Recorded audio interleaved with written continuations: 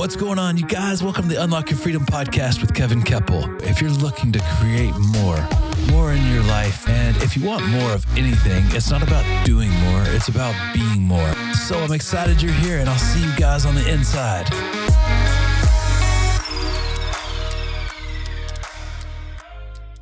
All right. Well, we were talking before we kicked off the recording here about really doing something different, even though, maybe what you're doing is working, just kind of jumping off the cliff in the middle of your life and building new wings on the way down to you don't know where, and just going into the unknown. And that takes a tremendous amount of courage. And so let's start at the beginning, I guess. Kind of tell me what that was like, what the feedback was like, and just, like what motivated you to do that? Yeah. So, I was at the height of my career in forensics. I was in forensics for almost 20 years. And I worked for a law enforcement agency here in San Diego. And during that time, I, worked several cases, testified in court. We did lots of paperwork. During that time, I started to conduct research, and the research that I had done was kind of a niche topic. And so I went all over the country speaking on it and teaching other law enforcement agencies about it. And I was nominated onto a prestigious forensic board, one of 15 people, I believe, that were creating standards and guidelines for my discipline, which is latent prints, fingerprints, for the entire country. So I was involved a lot. I was doing a lot. And I was flying back from New York City to San Diego from one of those forensic board meetings. And it was a time where my intuition had been speaking to me for probably several months and telling me it was time for me to do something else. And I kind of ignored it because I didn't think about, I couldn't imagine, like, how do I just make that change, But there was a catalyst to me doing, making that change and making a decision on that flight to actually quit my job cold turkey. Had no idea what I was going to do. I had no backup plan, and giving my 2 weeks notice. And about, in 2008, several years prior to that, I was diagnosed with a brain tumor. And during that time, I would have done anything to have gotten rid of that brain tumor. So I started meditating, doing affirmations, things I'd never done before. So that really started my personal development journey. So from diagnosis to quitting my job, which was in 2017, I started to nourish that intuition, through meditation. And, we've all said, I should have listened to my gut. Well, if you want to stop doubting what your gut is trying to tell you and really listen to it, meditation is, like, I believe, our superpower. So on that flight, my intuition was like just really screaming at me at this point, going, it's time for you to move on. It's time for you to do something else. And I felt it within my entire body. And I was like, okay, I don't know what is coming. I don't know what's going to happen, but I fully in that moment trusted it 1000%. So, I quit my job, gave my 2 weeks notice. I had no idea what I was going to do. And that began that unlocked my freedom. Yeah. Wow. I mean, that takes a ton of courage to give up something that's working, to go find something that, give up the good to go find the great. And, like, throwing your life out of alignment intentionally it's hard, because I've done that more than once. And the people around you don't always understand, well, why would you give away this good thing to go do, like, what are you doing again? And you get that look, and then, like, people are, like, kind of worried. Like, so what was that like? The people that are really close to you? Yeah, I basically disrupted everything. I disrupted, my schedule, routine, my stability, my reassurance with, benefits and retirement, like all that stuff, paycheck, a regular paycheck. I still had those things to take care of, bills. I had 2 children.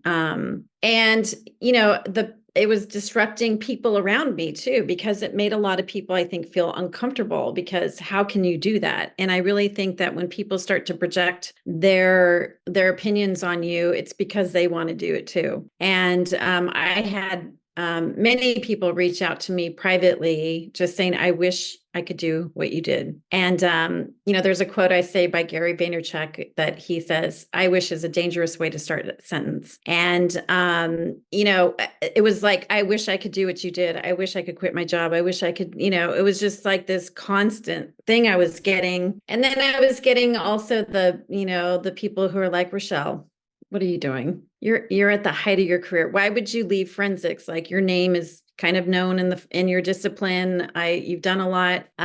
You're close to retirement. You're going to lose out on your, years of retirement, and just go back. And you're having your midlife crisis. I mean, I heard this from several people that I was having my midlife crisis, but I knew on that flight when I made that decision, when I felt it in my entire body, that it was my midlife awakening. I awakened in that moment to really listen and trust myself, which is our God-given gift. Our intuition is really guiding us and navigating us through this thing called life. And I remember when I got this projection, it was one of the first times, and I realized the power of allowing others to have their own experience. And I just would smile on the inside, and I was just super excited to move forward. Yeah, that's really enlightening the way that you keep talking about intuition, because I was thinking about that a lot yesterday, actually.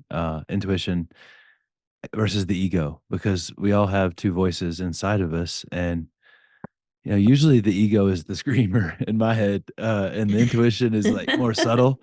But if I continue not to listen, it gets louder. And Yeah. the ego wants me to think that doing the same thing is good because I'm safe and I know it's coming and like it can control Yep. everything. Whenever I Yep. hear that word control, I know the ego is probably lurking around somewhere because it has to know. And so I was just curious for you personally, like how do you identify the difference between the ego and the intuition? Hmm. I think the ego, it feels a bit heavy, and the intuition feels light. Yeah. The ego is like forceful and reactive and like it pulls me forward literally, physically. I can feel like my shoulders curve forward and I'm looking Hmm. down usually and I'm not breathing. Like I'm doing like my own little version of Lamaze or something. I'm like doing these really shallow breaths really fast and I'm like, dude, just breathe. Of course you're starting to kind of be tense and fearful because you have no blood going to your brain or your other organs. So your body thinks you're dying, but you're just not Yeah. breathing. Yeah. And I think the ego, there's like some resistance there, like that resistant type of feeling. But the intuition, it's like, okay, it's like a like go time, like flow, and it feels good. Yeah, and that resistance, the resistance is something I was talking about in our Freedom Academy community this morning. It's like that invisible force that stops us from the things that are most important to our soul's evolution. And, thank you, Yeah. Stephen Pressfield, for helping me understand how to think about resistance in The War of Art. Have you read that? Mm-mm. It's all The about War of Art. resistance. No, uh-uh. Yeah, a lot of people Mm. I've recommended that too. They come back with, Sun Tzu's shoes, The Art of War. I'm like, "No, not that one. The War of Art." Mhm. We're not looking to take over the world through battle. We're looking to take over the world through beating resistance. Yeah. But I know, like, when I first met you a few weeks ago at Creative Con in Chicago, you were hosting a workshop that, was awesome, and it was just about speaking, and, you shared some of your experience from a TED Talk you did, and I think Mhm. yeah, that's definitely one of my goals this year is to get on that stage, and I'd love to know what your TED Talk was about and what led you to that and what you learned from it too. Yeah. So, I always wanted to do TEDx talk. When I started to speak more in forensics and I started listening to TED and TEDx talks, I thought, that's something I want to do. And about 3 to 4 years ago, I was, supporting speakers to get clear on the idea for the TEDx stage. So TED and TEDx is all about ideas we're spreading. So what idea do you have that you can get people to think differently, feel differently, take action in their life? So that's the focus. So if you're looking to get on the TEDx stage, you need to be very clear on what that idea is. And, my idea came from, unfortunately, a tragedy. My sister passed away from colon cancer at the age of 48. And I've been an advocate kind of I would say my whole life, whether I was actually a paramedic before forensics and I helped advocate for people's health. In forensics, I helped to advocate for the truth. And, having that medical background, when I had my brain tumor diagnosis, I really had to advocate for my own health during that time. And so my sister in 2018, she passed away from colon cancer, and I'm a musician. You can see all my guitars back here. And I'm also a songwriter, and the day after she passed away, I wrote down a lot of words and just channeled my grief into writing, and it turned into a song. And it was really a song about her cancer journey. And so my guitar instructor and I, we played it and I sang it at her celebration of life. And I knew I wanted to do something to bring awareness to colon cancer because she was young. The doctor didn't really take her symptoms seriously because of her age. And she was diagnosed stage 4 when she was actually diagnosed. And it was just a really challenging, it's a really challenging disease to beat when it's caught in the late stages. And it's one of the most treatable and curable cancers out there when it's caught early. So I knew I wanted to do something to share her story to help bring awareness. And during the pandemic, I remember I was sitting right here and I was like, okay, God, like, what's my next step? What's just show me. And instantly I got the download of stories through music. And I had no idea what that was, but I looked up the domain. It was open. I bought it and I'm like, okay, it'll tell me later. This is us listening to our intuition. And I ended up creating a lyric video out of that song and then sharing. I created a cold pitch email and I shared that with every colon cancer group I could find. And I said, this is my sister's story. Can you please share this? And maybe together we can bring awareness to, help people realize the importance of taking care of their bodies and getting screened. And that turned into, major colon cancer groups wanting me to, one wanted me to become a spokesperson, one wanted me to sing the song at their virtual concert, one wanting me to be on their Never Too Young committee to help bring awareness as well. And I thought, if this could do this for me, what could it do for other people? So I took that idea, the power of advocating through music, to the TEDx stage. And it was probably one of the most difficult talks I've ever done because it was very personal to me. And my mom was there watching and she was crying the whole time. And it was just, it was one of the hardest talks I've ever done. And what a fantastic way to honor your sister and your family and yourself. That's really powerful. What kind of like repercussions were created, from the TED Talk? Like what came next? Well, the goal for me doing my TEDx, everybody has different ideas, but, I like to work with people who truly want to create impact in this world. Like, it's not about the millions of viewers. It's about, that obviously can make a big impact, but it's creating that ripple effect. So if you can change one life, then it'll create the ripple effect to change others' lives.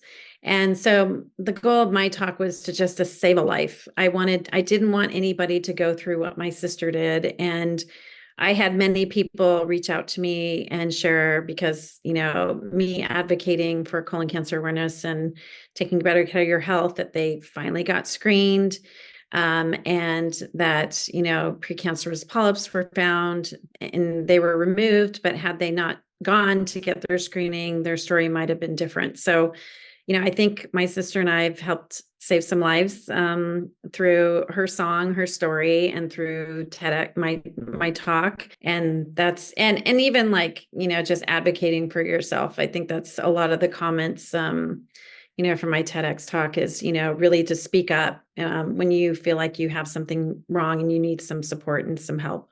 Yeah, I think that's really important, like physically or mentally. I think a lot of people just either self-diagnose or just ignore it, and there's resistance there. It's like, I don't wanna admit that there's an issue, and, like, it's okay not to be okay, whether that's physically or mentally, like, like, sometimes life is hard, and it's Yeah. no, I feel so much more fulfilled and happy when I'm more deeply connected to other people. And, I love people. I just don't want to be around them all the time. I'm kind of like an extrovert with introvert tendencies. And so like I need to be intentional about connecting with other people because like you said, it's not necessarily just about me either, because the things I do help people. But if I'm Yeah. hiding, I'm not helping anybody. And so Yeah. that's pretty profound. What's something, before you went through, this whole life event with your sister and your family and your mom and yourself, if you could go back and, talk to yourself before you went through all of that, what advice would you give to you? I think throughout my younger days, I really was a people pleaser, and I really took to heart like if I felt someone was upset with me, or um, if I did something wrong, and I would like just for days, maybe depending on the what it was or the situation, just really beat myself up for it. So I would tell myself, my younger self, to give yourself some grace that, every opportunity that we have that goes sideways or goes right is, opportunity for growth. And there's always lessons in there. So, whenever I tell my kids there's no failures, it's all feedback. It's Yeah, so, you get that feedback. What do I do next time? I'll be kinder, or I won't, maybe I'll shift this or do this. So, I would, just be a little bit more gentler on myself. I think that's really good advice we should all take. It's like you can't give what you don't have, and if I don't have self-love, there's no love to share with the people in my life, Oh, yeah. like failure, like the antidote to failure is resiliency, which means like I don't fail unless I stay down when I get knocked down. As long as I keep getting up, there's no failure. Yeah. And I had a guy I used to work for once. He was like, "Man, anybody ever told you you're a stubborn learner?" And I looked at him and I said, "I don't think you mean that the way I want you to, do you?" And he said, "No, I do not." And like, yeah, I like to put the square peg through the round hole, apparently, but that's okay. We're all a work in progress. Yes. I'd love to shift gears a little bit and talk, about how you serve people now. I know that you work as a storytelling strategist and really help people amplify their voice, their message, and brand with TEDx, music, etc. Could you enlighten us a Yeah. little bit about what that looks like and who you love to serve? Yeah, so I love to serve people who want to create an impact in this world for the better. So, heart-centered leaders and people who have, something in their life, and a life-changing experience, perhaps that really shifted things for them that they can share with others. Like, my midlife awakening, I excited to share more on that. I think there's a lot of people that would, are in that state of wanting change. So I help, my team and I help clients get clear on their idea for the TEDx stage, and we help from A to Z. So from idea to the actual stage, there's three different parts. You have to be clear on your idea and the messaging for your applications. Then there's the applications, and then if when a client gets selected to a stage, then it's writing out their talk, memorization techniques, and what it looks like to get prepped for the TEDx stage. And then through music, I have helped people write their story in a song. Music is very powerful, and there's a way for us to connect and communicate through music that sometimes we can't do with words, like just from speaking. Music, they say, is a universal language of love. And I've had some clients who've wanted to advocate for certain causes, and like I did, and we put their story into a song and created a lyric video out of that. And they've used that to, bring awareness and to advocate for whatever it is that they're passionate about. Ooh, that's very cool. That's so interesting. And I think like the more perspective you can create for yourself, the more powerful you're going to see things, obviously. And if I can see it a totally different way through music, like that is such a different way than I normally look at things. And man, music, it's wild. Like the journey you can take in just one song. Like I've caught Oh, I myself know. like really liking a song, and then I'll listen to it for like the 100th time. And I'm like, man, I didn't even realize this was the lyric that I like. It was like the energy Right? behind it that I was so attracted to. Hmm. And I don't play any instruments except for the recorder, but I haven't played that since 4th grade. But I I've think we always all played that fourth yeah, grade. like loose air quotes, right? Played. There was more like just making noise. I don't know that there's any music coming out of that thing, but yeah, I'm always fascinated with musicians. I think it's very interesting and just such a cool creative expression.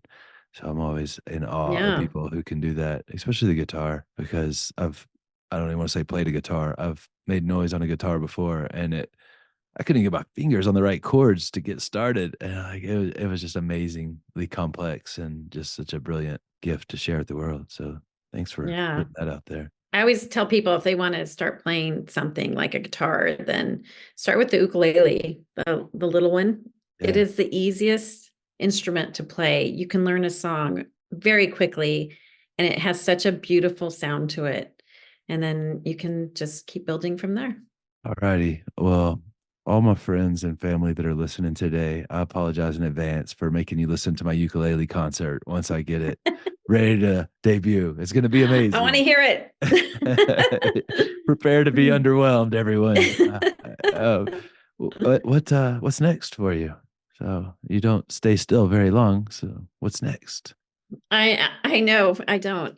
What's next? This year, I think I am going to be stepping more into songwriting and songwriting about things that are very passionate to me and my experiences and stories. I have a band here in San Diego. We play like 70s and 80s cover tunes and I'm starting to do solo gigs, and in the solo gigs, I'm playing some of my originals mixed in with covers, and I really, really enjoy it. And a lot of people will say, I liked your stuff, but I loved your originals the best. And so I'm feeling called to start writing more and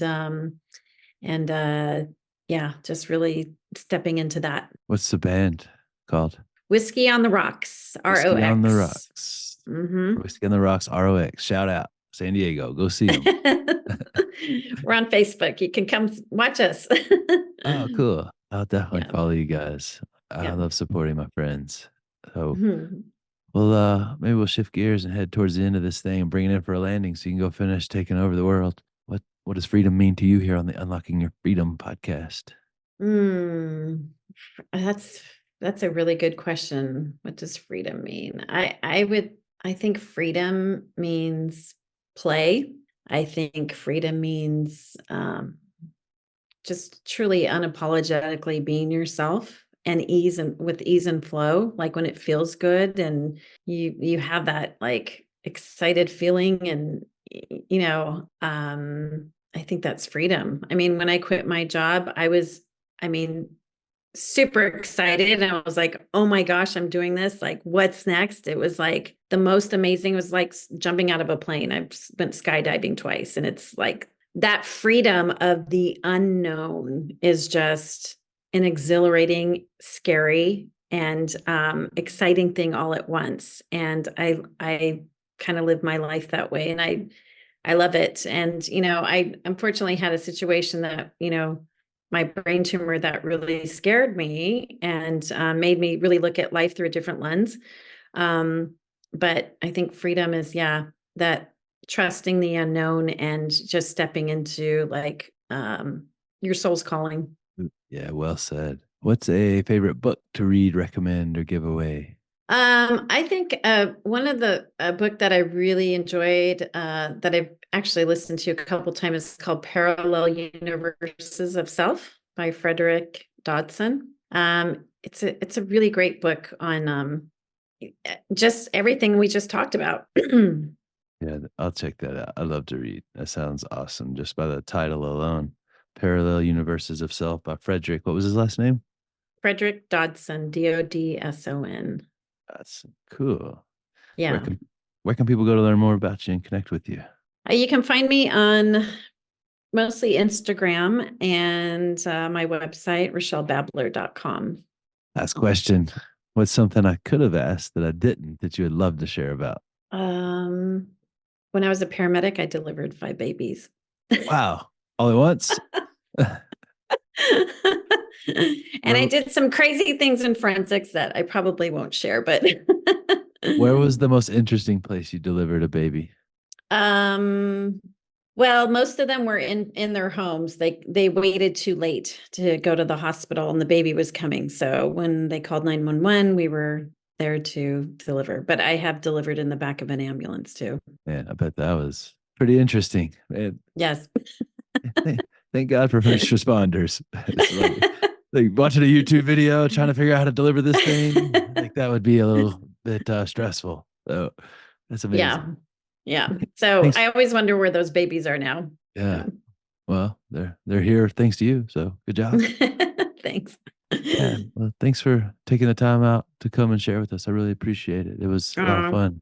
thank you so much for having me, Kevin. I appreciate it. I love your podcast. It's great. Yeah. Well, man, thanks. You're great too.